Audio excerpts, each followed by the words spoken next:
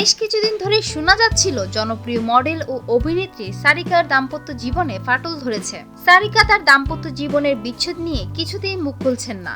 তার সাবেক স্বামী মাহিম করিমও এ ব্যাপারে রয়েছেন নিশ্চুপ। জানা গেছে গত 1 মাস ধরেই স্বামী মাহিম করিমের সঙ্গে থাকছেন না সারিকা। সুখের সংসারে হঠাৎ কি কারণে বিচ্ছেদ হলো? মাহিম বলেন, সবাই জেনে গেছেন সারিকার সঙ্গে আমার বিচ্ছেদ হয়ে গেছে। এটা নিয়ে নতুন করে আর কিছু বলার নেই। শোবিজের জনপ্রিয় একজন অভিনেতার সঙ্গে শেয়ারের সারিকার ব্যবসা রয়েছে। সেই ব্যবসার সূত্রপাত ধরেই তাদের মধ্যে ঘনিষ্ঠতা বাড়ে। আর এই বিষয়টি নিয়ে সারিকার সঙ্গে তার স্বামী মাহিমের সম্পর্কের অবনতি ঘটে। প্রায়ই তাদের মধ্যে কথা কাটাকাটি হতো, প্রতিনিয়ত ঝগড়া লাগতো। মাহিম চাইতেন সারিকা ব্যবসা তো দূরের কথা, অভিনয় যেন না করেন। মাহিম চেয়েছিলেন সারিকা শুধুই স্বামী সন্তান সংসার এই 3 নিয়ে ব্যস্ত থাকবেন। কিন্তু সারিকার সম্প্রতি আগের মতো আবারও বিজ্ঞাপন এবং অভিনয় নিয়ে ব্যস্ত হয়ে পড়েছেন।